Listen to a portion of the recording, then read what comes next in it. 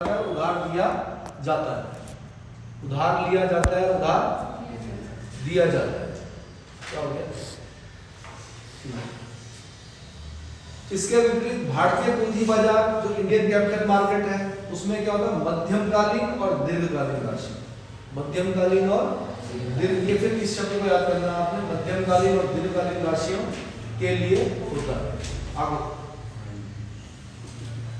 RBI अधिनियम 1934 के दिन बैंकों को अनुसूचित बैंकों और गैर अनुसूचित बैंकों में वर्गीकृत किया गया है। शेड्यूल्ड बैंक जो शेड्यूल जो लिखे लिस्ट में है वो शेड्यूल्ड है, और जो लिखे हुए नहीं है, जो लिस्ट में नहीं है, वो गैर शेड्यूल्ड है। इतना समझना, गैर अनुसूचित बैंक।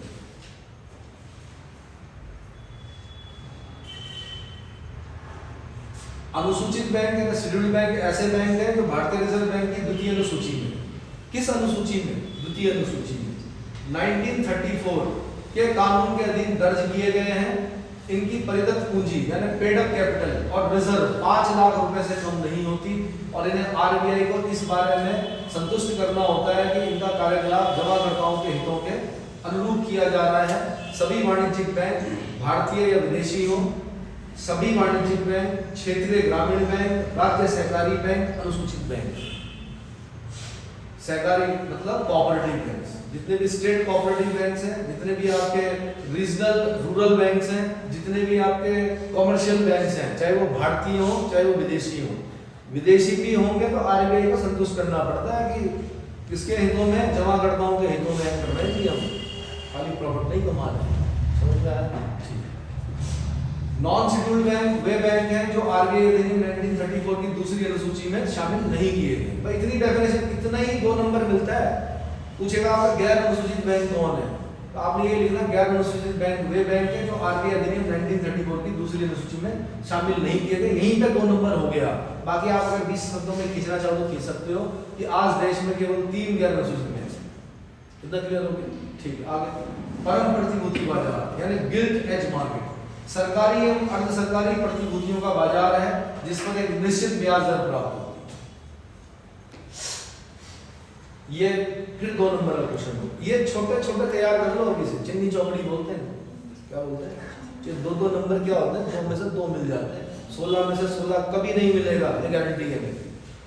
और 8 में से 8 भी, 8 में से 7 मिल सकता है, 8 में से 8 नहीं मिलेगा कोई। समझ में आया? वरना परसेंटेज वहां नहीं पहुंच जाएगा 99.99%।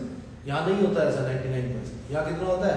58%, 59, 60, 61, 62, 63, 65 ज्यादा, मतलब ज्यादा होगा तो कितना? 65% होगा।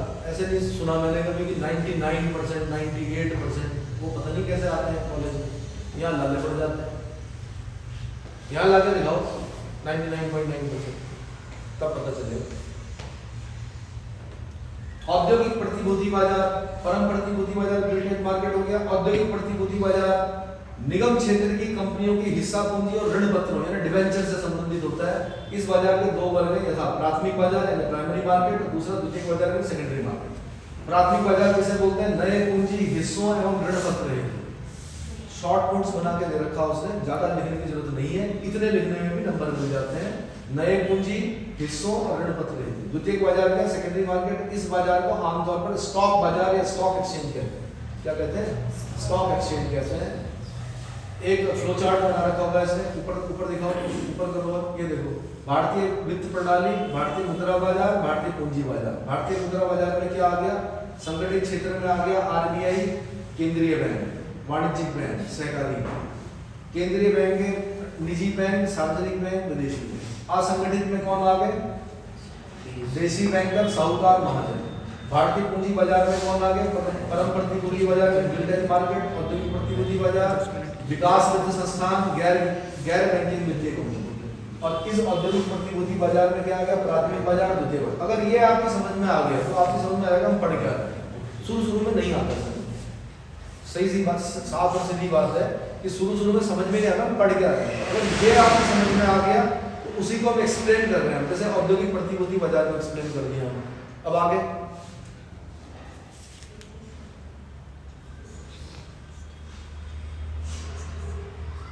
अगला है टॉपिक वित्तीय स्थिरता एवं विकास परिषद, एफएसडीसी। ठीक है, financial stability and development council स्थापना कब हुई? 2010 में हुई। उद्देश्य क्या था? वित्तीय क्षेत्र के विकास, स्थिरता, अंतर नियामकीय समन्वय को बढ़ावा तथा इसके संस्थागत स्वरूप प्रदान करना। संरचना क्या है? इस परिषद का अध्यक्ष केंद्रीय वित्त मंत्री होता है। यहाँ से क्वेश्चन बनेगा, यहाँ से क्वेश्चन बनेगा। नीचे करो, नीचे करो और नीचे करो। पूछेगा ये वित्तीय स्थिरता विकास परिषद FSBC का अध्यक्ष कौन होता है? आंसर केंद्रीय वित्त मंत्री। या पूछ लेगा कौन है इस समय? निर्मला सीतारमण। कौन है? निर्मला सीतारमण। जबकि इसके सदस्यों में वित्त सचिव, सेक्रेटरी, फाइनेंस सेक्रेटरी, आर्थिक मामलों के सचिव, वित्तीय सेवा विभाग के सचिव, सचिव मतलब सेक्रेटरी, मुख्य आर्थिक सलाहकार जो इकोनॉमिक क्या है सलाहकार को क्या बोलते हैं? एडवाइजर।